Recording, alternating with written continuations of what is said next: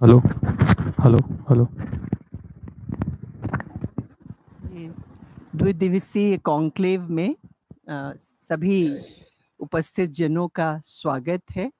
ये work session है जिसमें कि हम एक एक करके अपने विचार दें, मैं नोट करूंगी और आप ये जो आपने विषय देखा कॉन्क्लेव का, इसमें आप मूर्त रूप में क्या कर सकते हैं, हम आचार्य सर से ही शुरू करें।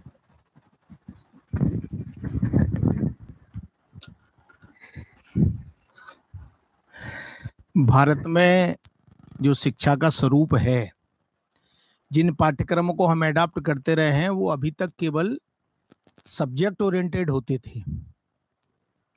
लेकिन ये जो हमारी एनईपी 2020 आई है, इसमें विषय परिवर्तन तो हो, लेकिन विषय के मूल में भाव, प्रवणता, संवेदना और आत्मा की चेतना, इसका प्रवाह बढ़े। इसके लिए सिलेबस में हमने भारतीय ज्ञान परंपरा को जोड़ने की जो बात की है, उस ज्ञान परंपरा में ऋषि परंपरा के जो लोग हैं, जैसा अभी मैं अब सब मंच पर जब बैठे थे तो बात कर रहे थे कि प्राणनाथ जी को हमको सिलेबस में स्थान देना चाहिए।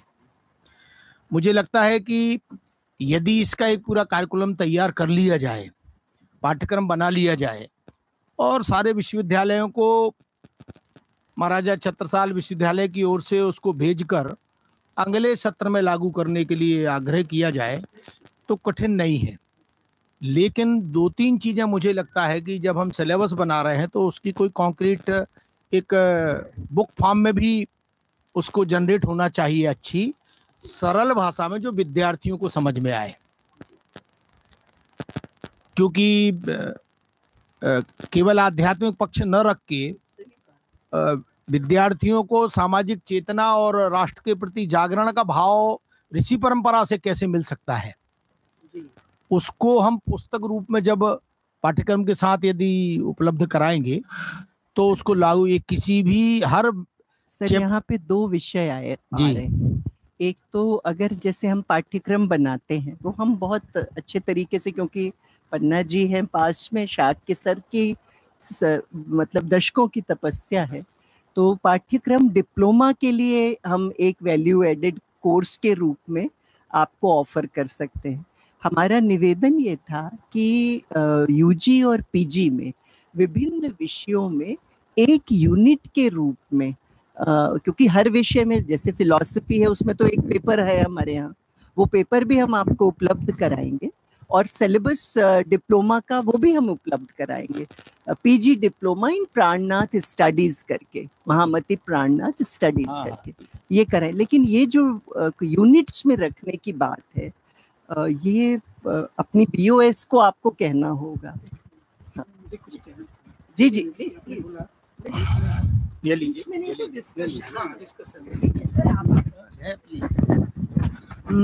मैं अपने विश्वविद्यालय का एक उदाहरण दूंगा। जो आपने अभी कहा, तो महात्मा गांधी चित्रकूट ग्रामोदय विश्वविद्यालय में प्रारंभ के समय से ही VSR पाठ्यक्रम, वैल्यूज़ एंड सोशल रिस्पॉन्सिबिलिटीज़ का ये पाठ्यक्रम चलता रहा, जिसके अंदर विभिन्न कंपोनेंट है। विस्तार से हम जब अलग से सिलेबस में आएंगे तो उसकी चर्चा करेंगे। तो आपने जो अभी कहा कि कैसे जोड़ेंगे, तो राष्ट्रीय शिक्षा नीति का पाठ्यक्रम पूरे मध्य प्रदेश में लागू हो गया है। हमारे विश्वविद्यालय को ही मानना है, उसको लागू करना है। अब ये आए कि वैल्यूज एंड सोशल रिस्पॉन्सिबिलिटी जो हमारे यहाँ चलता रहा, उसको हम कैसे रखें। तो ये बात हमारी उच्च शिक्षा से भी हुई। फिर अंत में ये हुआ कि 2 क्रेडिट का जो हमारा पाठ्यक्रम है उसको हम अलग से जोड़ेंगे। तो जो अभी एक फर्स्ट ईयर की बात करें, टोटल क्रेडिट जो होते हैं उसमें 2 क्रेडिट हम अलग से उस पाठ्यक्रम को पढ़ाते हैं। तो जो आपने कहा, बिल्कुल यह विश्वविद्यालयों में जोड़ा, मैंने अपने पाठ्यक्रमों में जोड़ा जा सकता है। एक ऑप्शनल की बात कर रहे हैं ना, बिल्कुल। अगर आप प्रणामी स्टडीज पे डिप्लोमा करना चाहते हैं तो आप अपनी यूजी और पीजी के साथ इसको कर लीजिए। एक तो ये अपन नहीं, उस पे मैं आ रहा हूँ। अभी आपने जो कहा वो भी मेरे संज्ञान में आया। हम सब लोग सहमत हैं हम तो उस मत के हैं कि हमको लगता है कि जो संत होते हैं इस प्रकार के लोग वो दूरदृष्टा होते हैं। चित्रकूट में भी नाना जी को लाने वाले एक संत ही थे, और आज मुझे लगता है जो हमारा ये सब डिस्कशन हो रहा है उसके पीछे संत की ही भूमिका है, उनकी ही प्रेरणा है। तो मुझे लगता है कि हम यहाँ कर रहे हैं। तो क्लासरूम में हम डिप्लोमा दे ही, राष्ट्रीय शिक्षा नीति इसकी भी अनुमति देती है कि हम एक्स्ट्रा उनको डिप्लोमा दे सकते हैं उनके पढ़ने के साथ ही। अर्पण जी भी बैठे हैं, आप हैं और आप हैं। अगर इस पर भी विचार हो कि हम ऑनलाइन दे सकते हैं तो हमारी स्टेट की और कंट्री की बाउंड्री भी से भी बाहर हम महामती प्राणनाथ जी की शिक्षाओं को हम पूरे व्यापक स्तर पे पूरे विश्व में कर सकते हैं। और उसके लिए हमारे विश्वविद्यालय को ये है, मतलब रिकॉग्निशन है कि हम ऑनलाइन पाठ्यक्रम अब हम चला सकते हैं। तो अगर आपने जो कहा उसके बीच हमारा MU भी हो सकता है अच्छे कार्यों के लिए, तो जहाँ भी हमको लगता है कि ये सहयोग होगा तो हमारा विश्वविद्यालय भी करेगा। तो इसको हम ऑनलाइन पाठ्यक्रम के रूप में भी संचालित कर सकते हैं। जो वीडियो होंगे, जो फोटोग्राफ्स होंगे, तो उसमें 4 कंपोनेंट में वो पढ़ाया जाता है, 4 कोऑर्डिनेट्स उसको बोलते हैं। तो ये हम सब कर सकते हैं। तो ऐसे मेरे 2 सुझाव था कि वैल्यूज एंड सोशल रिस्पॉन्सिबिलिटी के जो पाठ्यक्रम है वो एक अनिवार्य तत्व के रूप में भी हम रख सकते हैं, डिप्लोमा के भी रूप में रख सकते हैं, और तीसरा ऑनलाइन प्रोग्राम के रूप में भी हम संचालित कर सकते हैं। इसमें मेरा सबमिशन ये है कि PG कोर्स में हम सिलेबस में यूनिवर्सिटी कैडर से उसको प्लस कर सकते हैं बाई लॉ। जितने भी हमारे परंपरागत विश्वविद्यालय हैं इन सब में 73 अधिनियम के अंतर्गत हम PG कोर्सेज में एक चैप्टर के रूप में, यूनिट के रूप में पूरा देने में कुछ सब्जेक्ट में व्यवहारिक कठिनाई आएगी, कुछ में नहीं आएगी। जहां हम सीधा यूनिट में दे सकते, जैसे भाषा विज्ञान और साहित्य में हम इसे सीधा यूनिट रूप में दे सकते हैं, शेष में हम एक चैप्टर के रूप में प्लस कर सकते हैं। ग्रेजुएशन कैडर में हम चूंकि मध्य प्रदेश ने और NEP में भी जब 14(1)(2) हमारे यहाँ बन गया है नया, उसमें एकीकृत पाठ्यक्रम है। इसके लिए मुझे लगता है अपने स्तर पर हमको राज्य शासन को इन बातों को देना चाहिए। इस सत्र का तो सिलेबस घोषित हो गया, लेकिन आगामी सत्रों में जो उसमें परिमार्जन होगा, बदल होगा, उस बदल को हम अपने सिलेबस में स्थान उसका दिला सकते हैं राज्य शासन से। इस प्रकार से हम उनके व्यक्तित्व को, जीवन को और उनके आदर्शों को सामाजिक रचना से, चाहे वो राजनीतिक विज्ञान का विषय हो, चाहे समाज विज्ञान का विषय हो, चाहे अर्थ विज्ञान का विषय हो, सब में उसको प्लस किया जा सकता है, ऐसा मेरा सोचना है। हाँ, PG में हम जोड़ सकते हैं। यस, हम जोड़ सकते हैं। ग्रेजुएशन में हमको लाना है, और मेरा इसमें एक और सबमिशन है, अधिक प्रयास हमारा ग्रेजुएशन में होना चाहिए। 12th स्टैंडर्ड के बच्चे जब फर्स्ट ईयर में आएंगे, यस फर्स्ट ईयर में, फर्स्ट ईयर में यदि वो प्लस होगा तो ज्यादा बेनिफिटेबल है। प्रपोजल हम बना के स्टेट गवर्नमेंट को दे देते हैं। हाँ बिल्कुल। और डिप्लोमा का जो PG का जो एडिशनल कोर्स है, सिलेबस है, वो हम आपको उपलब्ध कराएंगे। और जो हमारे एक प्रयोग इस जी, एक प्रयोग इसमें और हो जाए। अभी रिसेंट एक पत्र आया होगा आपके पास, समन्वय के लिए आपको कोई मैटर देना है तो आप दीजिए, ठीक है ना। तो समन्वय के लिए आप एक प्रस्ताव अपने विश्वविद्यालय से प्राणनाथ जी के लिए बनाकर दे दीजिएगा। उसकी कमेटी में हम हैं, तो उसको फॉलो अप करके हम समन्वय से उसको पास करा देंगे, तो राज्य सरकार उसको पास करने के लिए बाध्य हो जाएगी। ये भी अपन को एक लाभ मिलेगा। नहीं, उसे ठीक है, इन एडिशन है वो। आप बोलिए, आपने जो कहा, तो भारतीय ज्ञान परंपरा के अंतर्गत भी हम, तो पूरे प्रदेश में काम चल रहा है, हम सबकी जानकारी में है, जो कुलगुरु यहाँ बैठे हैं, तो भारतीय ज्ञान परंपरा के अंतर्गत भी हम इसको रख सकते हैं। तो प्राणनाथ जी के जो भी संदेश है, जो मैसेज है, जो हमको विद्यार्थियों तक पहुँचाने हैं, तो उसके अंतर्गत हम इसको समाहित कर सकते हैं। जी, सभी को नमस्कार। इस विचार कुंभ में मैं सम्मिलित, मेरा सौभाग्य है। जो बात आदरणीय आचार्य सर ने कही, आदरणीय मिश्रा सर ने कही, उसी में थोड़ा जोड़ना चाहूँगा कि यह जो क्रेडिट फ्रेमवर्क हमारे पास में है, वो किसी डिग्री को देने के लिए मिनिमम क्रेडिट्स की बात करता है, मैक्सिमम की कोई रोक नहीं है कहीं भी। तो 40, 42, 44 या जो भी क्रेडिट्स है वो पास होने के लिए जरूरी है, लेकिन उससे अधिक क्रेडिट अर्न करने पर कोई रोक नहीं है, और बल्कि उसका चलन ही है।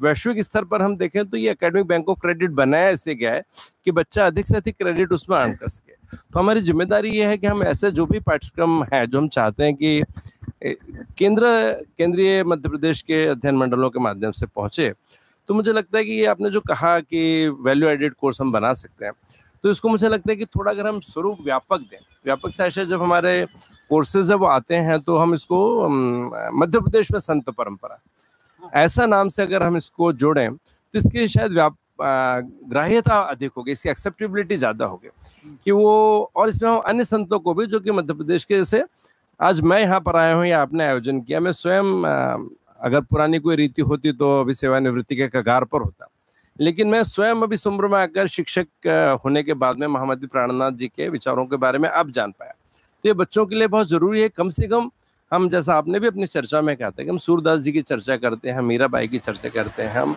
तमाम संत पुरुषों की चर्चा करते हैं, तो हमें स्थानीय संतों को क्यों विसारना चाहिए, हमें उनका भी स्मरण करना चाहिए। और वैसे तो लोक देवता के पूजन की परंपरा हमारे यहाँ प्रथम विवाह आदि सभी मंगल कार्यों में प्रथम पूजन तो लोक देवता का ही होता है। तो ये जो लोक संत हैं, जो लोक में व्याप्त हैं, जो इस अंचल में व्याप्त हैं, उनके बारे में भी, जैसा मैंने कहा कि युवा आजकल जो सोशल मीडिया के प्रभाव में है, ये संभवतः सूफी गानों को पहचानते होंगे, सूफी भजनों को पहचानेंगे क्योंकि उनको ए आर रहमान गाते हैं, उनको कैलाश खेर जी गाते हैं, लेकिन प्राणनाथ जी की वाणी को कोई स्वर भी नहीं मिला, उनकी चौपाई, उनके दोहे।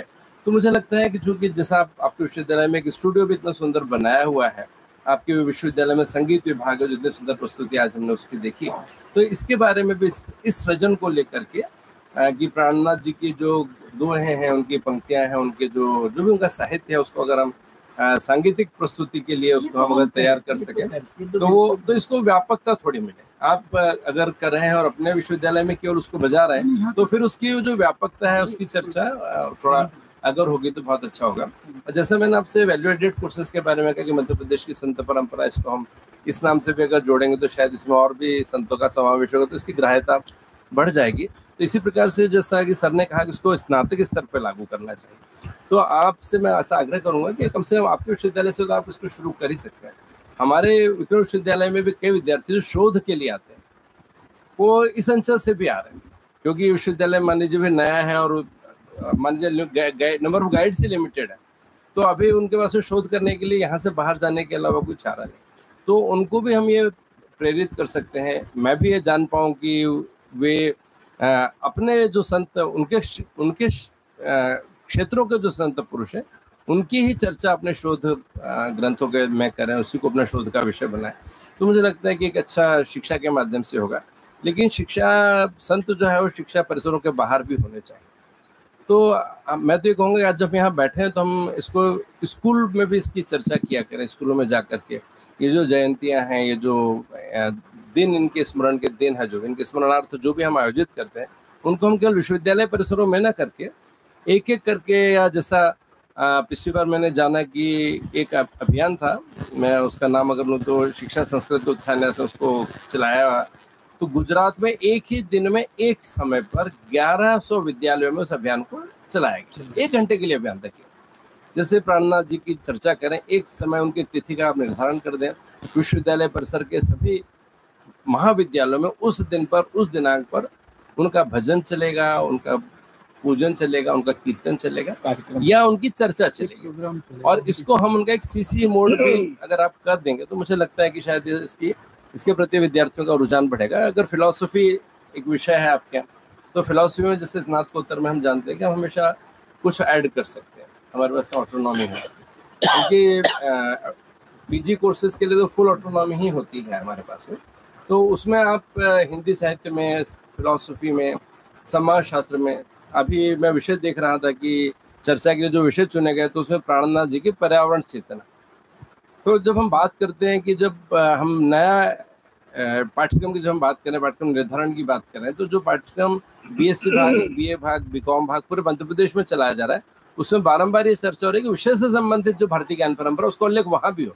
ठीक, इकाई के रूप में तो सम्मिलित हो ही गया, लेकिन यह भी जोर है कि जब उस विषय से संबंधित कोई सांस्कृतिक पक्ष भारत का रहा है, कोई आध्यात्मिक पक्ष रहा है, कोई पर्यावरणीय पक्ष है, उसकी भी चर्चा वहाँ हो।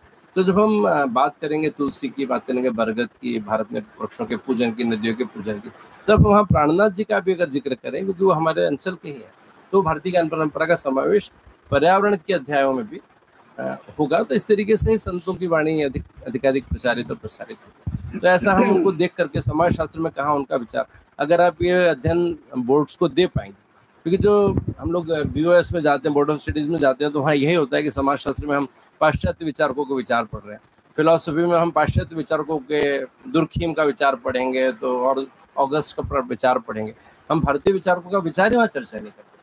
जबकि समाज के विषय में प्राणनाथ जी का क्या विचार था, उनका जो अलग अलग कॉन्ट्रीब्यूशन अलग अलग एरियाज में है, उसको हम अगर बोर्ड ऑफ स्टडीज को उपलब्ध कराएं, तो भारतीय ज्ञान परंपरा के पक्ष में संबंधित कक्षा के पाठ्यक्रम में उसको सम्मिलित कर पाएंगे। और इससे मुझे लगता है कि जिस बात के लिए आज अपने ये रचना रची है, जिसके लिए हम सब लोग यहाँ पर आए हैं, तो मुझे लगता है सच्चा कंट्रीब्यूशन हमारी तरफ से ये हुआ है। इतना ही कहना चाहूँगा। धन्यवाद। मैं कल से इस विषय की गंभीरता को सुन रही थी और पूरे जिम्मेदारी से ये कहती हूँ कि कल के पूर्व मैंने महामती प्राणनाथ जी के बारे में इस आयोजन की जानकारी के पूर्व कोई गहरा अध्ययन नहीं था, और ऐसा सभी लोगों का लगभग अभिमत है। तो पृष्ठभूमि में बहुत स्पष्ट होना चाहिए, अस्पष्टता ठीक नहीं है। मैं इस अर्पण भाई की इस बात से बहुत सहमत व्यक्त करती हूँ कि अगर आपने सिर्फ एक संत के बारे में बात करी, तो मध्य प्रदेश के या देश के पाठ्यक्रम में ये प्रश्न निश्चित उपस्थित होगा कि भाई एक ही संत क्यों? निश्चित होगा, कोई बोले या ना बोले, वहाँ विमर्श होगा और होना चाहिए। तो अच्छी बात है। कल मैंने आपको, जैसे याद हो, मैंने कल कहा था कि जब मैं स्त्री के मानव स्वरूप के प्रोजेक्ट को UGC फंडेड कर रही थी, तो मुझको मध्यस्थ दर्शन सह अस्तित्ववाद में बाबा नागराज की रीडिंग्स में ये चीज़ें मिली। और कल मैंने एक सुझाव भी दिया था कि इन सब के तुलनात्मक अध्ययन को करना चाहिए।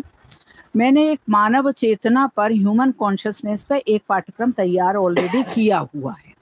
ये बात अलग है कि जो वातावरण है हम सब की शिक्षा व्यवस्था का, और जो अब परिवर्तन निरंतर हो रहा है IKS वगैरह के माध्यम से, अब चीज़ें पनप रही हैं। पहले इस प्रकार के पाठ्यक्रमों को थोड़ा ये माना जाता था कि आप में जरूर कुछ है जरूर। जब मैंने भारतीय नारीवाद पाठ्यक्रम शुरू किया, इंडियन फेमिनिज्म, तो पूरे देश में बड़ा मतलब बवाला इस बात का हुआ कि वेस्टर्न फेमिनिज्म ही चर्चे में था, और मैंने तो नारीवाद रखना भी नहीं चाह रही थी, इंडियन फेमिनिज्म नहीं रखना चाह रही थी, क्योंकि इज्म शब्द अलग विचारधारा को का द्योतक है।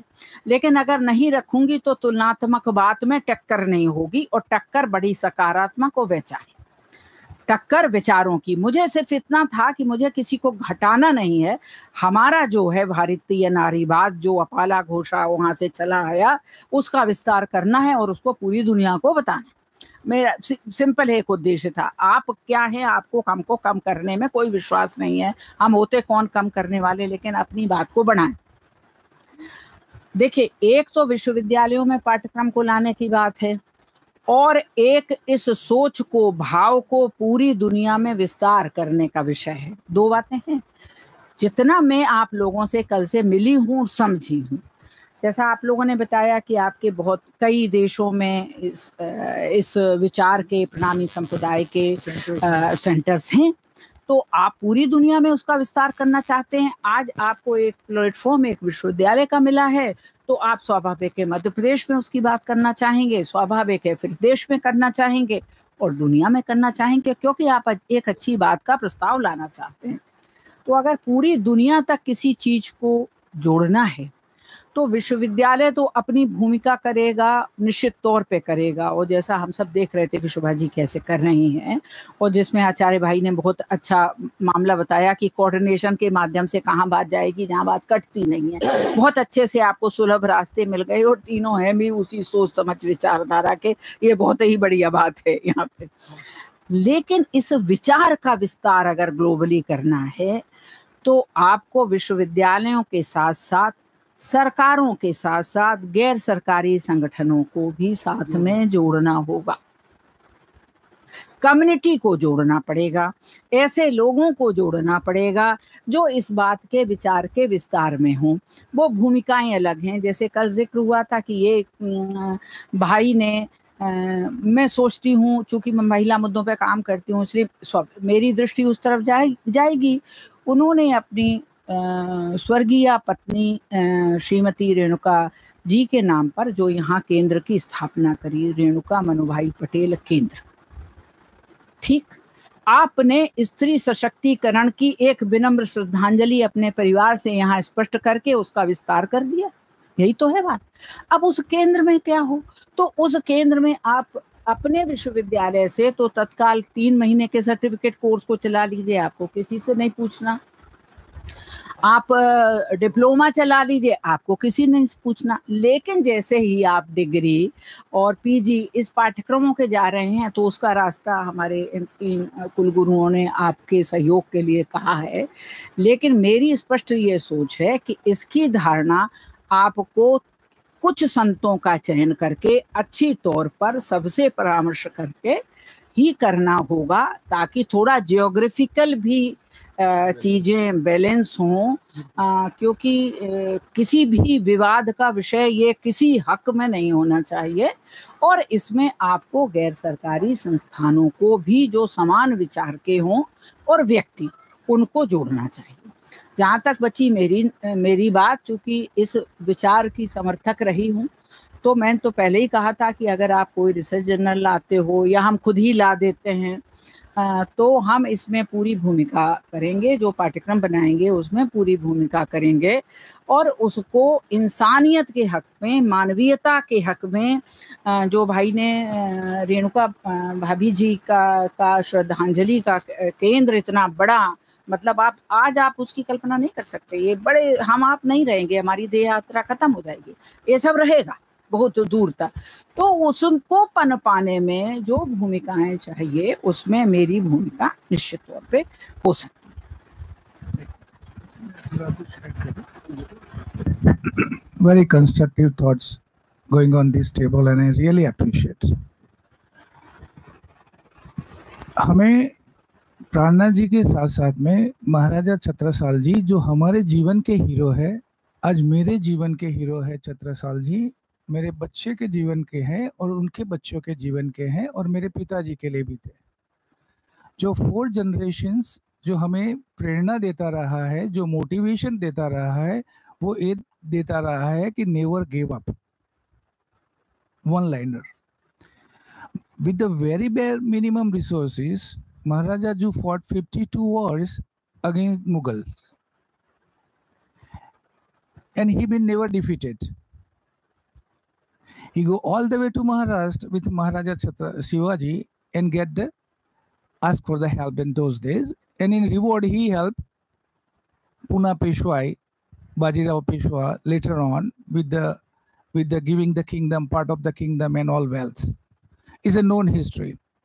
Interestingly, when we are producing the Chhatrasal web series and we try to retrieve the story, we find the paper from California University on Chhatrasal ji.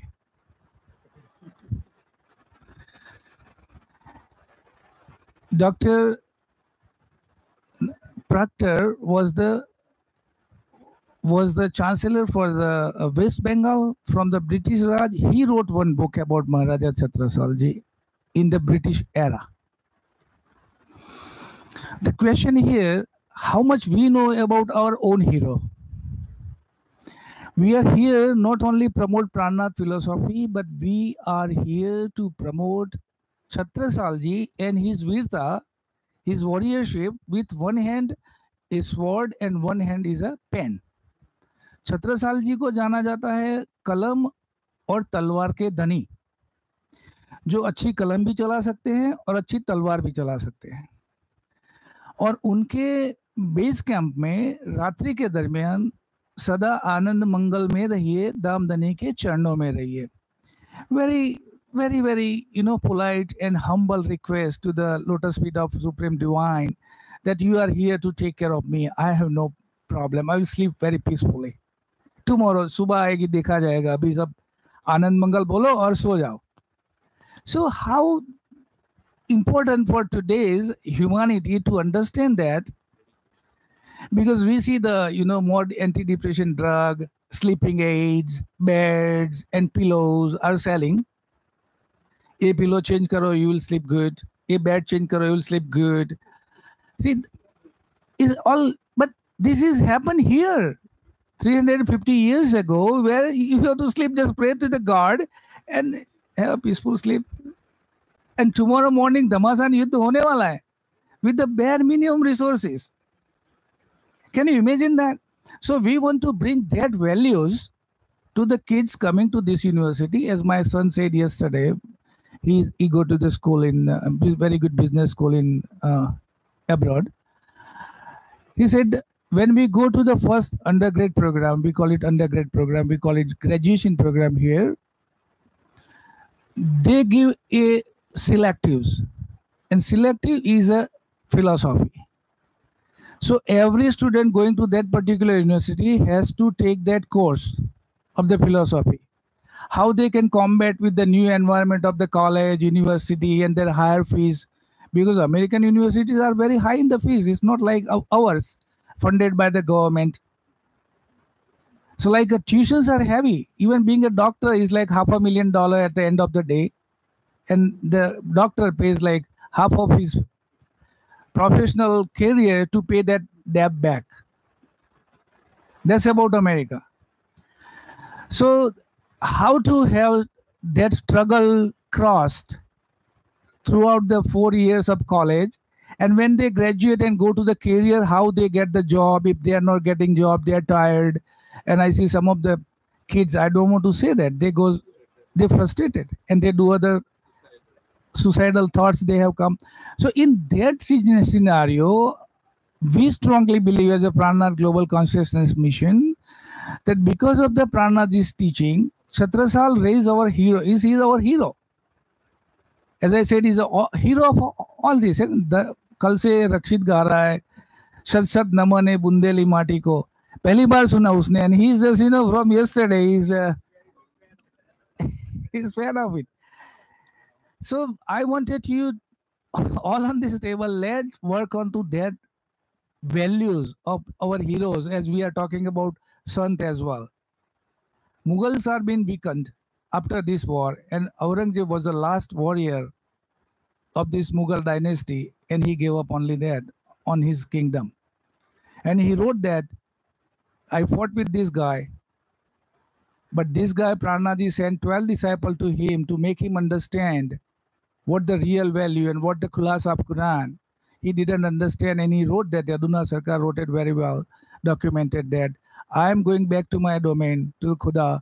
I don't know Khuda मेरे से क्या न्याय करेगा, लेकिन मैं अपने गुनाहों का बोझ सर पे लेकर के जा रहा हूँ. It has been written by Aurangzeb. So खुद खुदा मेरे घर पे चल के आए संदेश देने, मैंने भी भेजा लेकिन नहीं पता लगा. तो ये बात है, हमें आप सबसे ये गुंजाइश है कि आप लोकल हीरोज के रूप में भी सोचिए छत्रसाल जी को, not only Sant Pranali Prannath ji, but your own hero. Bundelkhand, और बुंदेलखंड कहाँ तक था उस जमाने में, वहां पर कवि भूषण कहते हैं, उत नर्मदा इत यमुना इत नर्मदा उत चंबल इत ठौस, छत्रसाल सो लरन की काहू ना रही हौस. So he was a big of the warrior, and Bundelkhand is like widely spread. Thank you for giving me opportunity here.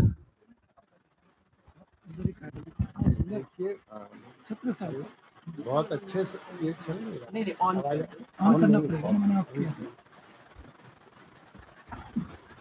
एक तो सबसे पहले ये जो बात आई थी चूंकि ऐसे इसमें विचार बहुत हैं, तो बाद में आप देखेंगे इसको आप जो फाइनलाइज करेंगे उसमें बहुत दिक्कत जाएगी। तो हमको पहले इसमें जैसे कैटराई गए ना, बात शुरू की थी कि हमारे जो वैल्यू एडेड कोर्स की बात जो नेशनल एजुकेशन पॉलिसी में की गई है, उसमें तमाम अल्टरनेट हम पेपर रख रहे हैं कि छात्र को हम दे रहे थे।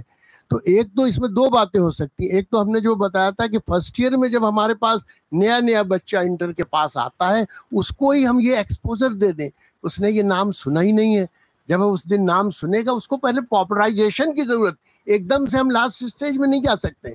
हर चीज की लर्निंग की भी एक प्रक्रिया है, प्रोसेस ऑफ लर्निंग होती है। लर्निंग ऐसा नहीं होती कि एक दिन में उस, तो हमको फर्स्ट ईयर में उसको प्राणनाथ से उनके साथ तारतम्य पहले उनका बच्चे का हो जाए, वो जाने तो कि वो क्या थे उनके बारे में जाने, तब हम एडवांस स्टेज में पूरे पेपर ला करके उसको ऑप्शन दे दें कि उसकी इतनी रुचि बढ़ गई है तो वो ऑप्शन ले ले। और एनईपी तो इसको पूरा सपोर्ट कर रही है, जैसे स्किल के कई लोग ला रहे हैं पेपर, वैल्यू एडेड ला रहे हैं, आप इस पे ले आइए। और हमारे यहाँ तो अच्छी बात यह है एक केस में, जैसे अभी कहा भी गया, लेकिन उसको और कि हम फोकस करके अपने इनको हम उसमें डाल, जहाँ पर अगर ये बात आ रही है एक यूनिट की, तो एक उसमें ये भी तो दिया गया है कि जो लोकल नीड्स है उसके हिसाब से सिलेबस में करिए, इसके ऊपर फोकस किया गया है।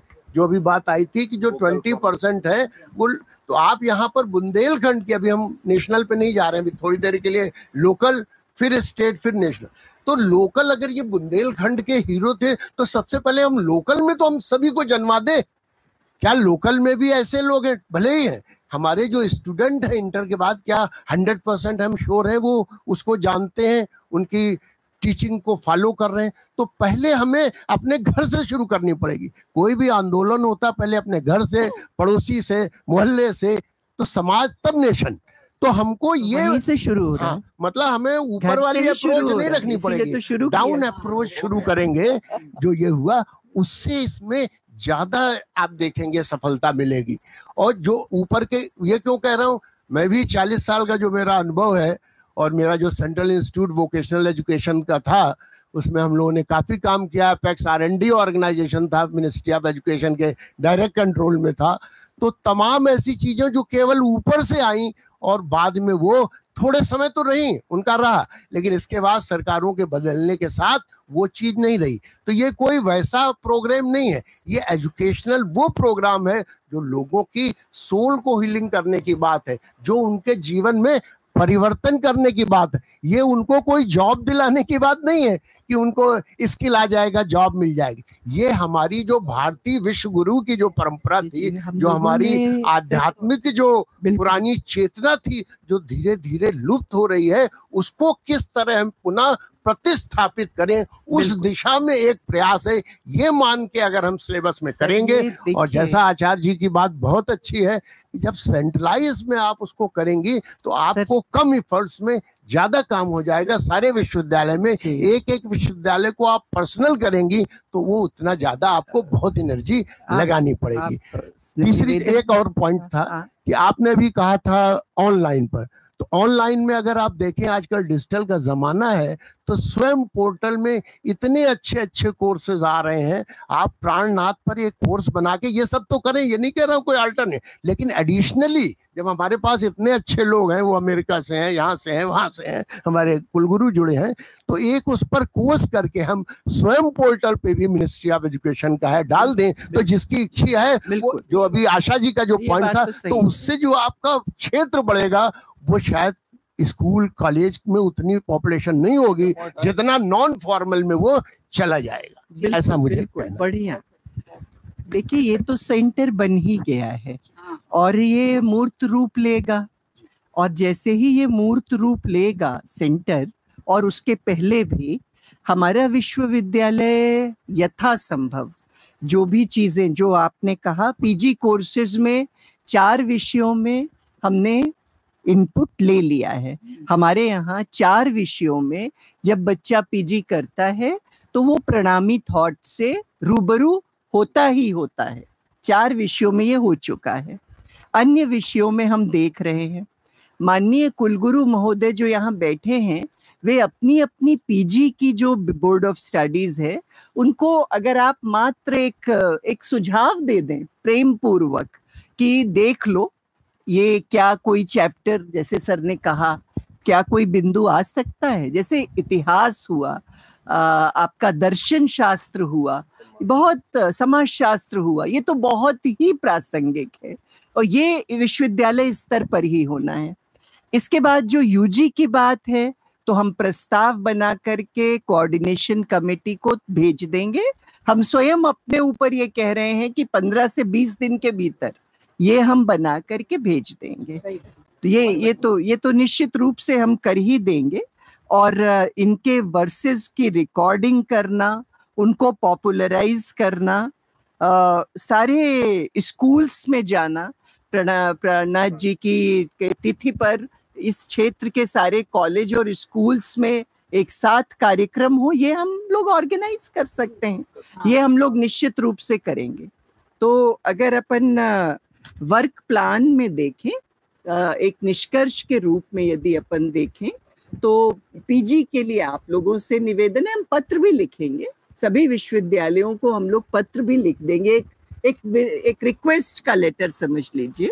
और यूजी के लिए हम कोऑर्डिनेशन कमेटी में लिखेंगे।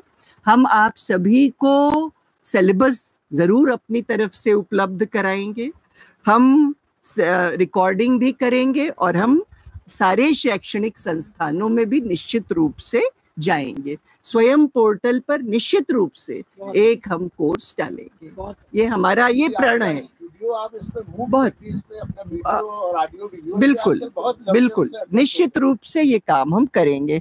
जो भी यहाँ महानुभाव बैठे हैं, किसी को कोई महत्वपूर्ण बिंदु विचार रखना हो तो प्लीज बताएं। नहीं, इस पे बोलेंगे तो सबको सुनाई देगा। आप प्रोफेसर शीला नायर, संस्कृत डिपार्टमेंट जी। वैसे ही हमारे यहाँ संत परंपरा चल रही है मैडम, तो अपने चूँकि बीए फर्स्ट ईयर सेमेस्टर है, तो अपन रख सकते हैं संत परंपरा में महामती प्राणनाथ को भी जोड़ सकते हैं। और दूसरी बात, तो बीए का आपको मैडम सेंट्रलाइज वहाँ से आता है ना? जी आता है, लेकिन अपने यहाँ सेमेस्टर हो गया ना, तो अपने यूटीडी में being a CBCS system, autonomous universities, centers, affiliated colleges, ji affiliated colleges को जी तो संत परंपरा है। जी सेंट्रल बोर्ड ऑफ स्टडीज में भी हमारे इंग्लिश में भी हमारे सभी लोग। जी दूसरी बात मैडम, मैं अपने यहाँ चूँकि इतना बढ़िया है गुरु परंपरा का उदाहरण है, महाराजा 6 साल के साक्षात गुरु मूर्त रूप में स्थापित होंगे, तो गुरु शिष्य परंपरा के अंतर्गत इनको रखना भी बहुत अच्छा रहेगा। गुरु शिष्य परंपरा का बहुत अच्छा उदाहरण हो जाएगा सर यहाँ।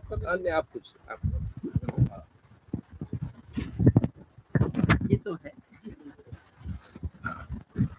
मैं कमांडर भूषण दीवान, मैं देख रहा हूँ कल जो लोग थे उसमें से 3-4 और आए हैं, माननीय कुलपति आए हैं।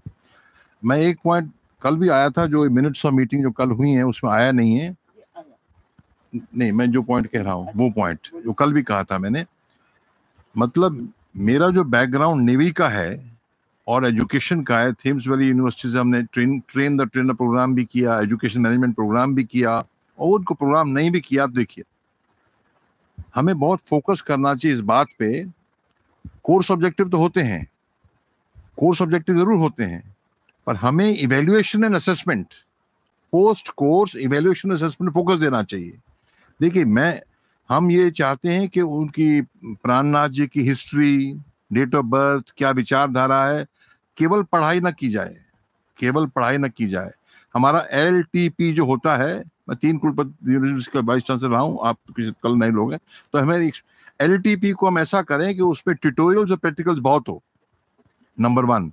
Number 2, assessment. अब असेसमेंट में मैं ये कहना चाहूंगा कि education is for knowledge as well as skills and attitudes. तो स्किल्स और एटीट्यूड में ये आता है कि जब भी कल है नहीं, अभी वो अपने नरेंद्र भाई नहीं है, कितनी तालियां बजी, उन्होंने हमसे 3 मिनट की एक छोटी सी मेडिटेशन कराई। तो एक्शन बेस्ड लर्निंग में तो असेसमेंट क्या हो, अगर मैं ये 3 महीने करता हूँ, 6 महीने करता हूँ कोर्स, मेरे से पूछा जाए आप भी जज कर सकते हैं। जैसे कंपनी में, मैं टाटा में वाइस प्रेसिडेंट रहा हूं, तो एक पीयर रिव्यू भी होता है, सुपीरियर भी रिव्यू करते हैं। तो शुरू में जब ज्वाइन करूं तो मेरे कोर्स ऑब्जेक्टिव हम स्टूडेंट से लें। आप ज्वाइन कर रहे हैं तो आपका एंट्री बिहेवियर टेस्ट लें और एग्जिट बिहेवियर टेस्ट लें। उसमें क्या है, आपने बड़ा अच्छा जो बोला, am I gaining through this, I am going to gain much more self control.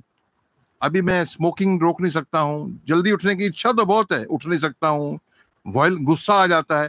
तो ये चीजें एंट्री बिहेवियर में कितनी है, रेटिंग मेरी हो, रेटिंग गुस्सा आता है 7 out of 10, बाद में आफ्टर 3 months 4 out of 10 हुआ। Only if you don't measure, it will not be done. And our efficacy of this is not for teaching history and geography. Gujarat से आए, इतने आश्रम हैं, हमारी efficacy is transformation, और हमारी पूरी एजुकेशन में नहीं है, पूरी एजुकेशन में नहीं है। तो आप ये बड़ा इजी नहीं है, पर शुरू इससे करें, आपकी यूनिवर्सिटी लीडर बन जाएगी। इसमें हम सारे वाइस चांसलर खाली बुरा ना माने थ्योरी में चले जाते हैं, प्रैक्टिकल उसका क्या हुआ, ये बहुत कल भी बात हुई थी। बेसिक वही है। हाँ, तो क्या मतलब हुआ, तो होलिस्टिक डेवलपमेंट। हाँ, इसीलिए पर्पस ऑफ होलिस्टिक डेवलपमेंट। हाँ, जो है नीति में उन्होंने पर मेजर करें, नहीं तो क्या पोती पोती जग भया, पंडित भया ना कोई, 2.5 अक्षर। और वो बड़ा बोला, अच्छा इन्होंने, मैंने खाली बोलने का आपसे अनुमति दी। धन्यवाद, जय हिंद। जो हाँ, नहीं, बहुत अच्छा सर ने बताया कि जो एंट्री लेवल बिहेवियर टेस्ट और एग्जिट लेवल बिहेवियर टेस्ट जो है वो बहुत इंपॉर्टेंट होते हैं। अदरवाइज भी वो हर सब्जेक्ट के लिए भी हम लोगों को करना है, और हम लोग करते ही हैं। जब नैक में हम लोग जाते हैं तो हम जो स्लो लर्नर्स, फास्ट लर्नर्स की बात करते हैं, वो हम केमिस्ट्री फिजिक्स के बारे में बात करते हैं, उनकी स्पिरिचुअलिटी के बारे में, ह्यूमैनिटी के आधार लेकर के भी उनके एंट्री और एग्जिट लेवल को चेक करना चाहिए। ये बहुत अच्छी सर ने बात कही। तो इससे पाएगा क्योंकि इंटरनल, क्योंकि जो इससे आएगी। आप मेरा थोड़ा सा अपने ये कहना है, आप इंग्लिश पढ़ाते हैं, हम लोग भी मतलब उस पृष्ठभूमि से हैं। जैसे बच्चे को शुरू कर देते कोई ग्रामर पढ़ना है, इतना दूर भागता है।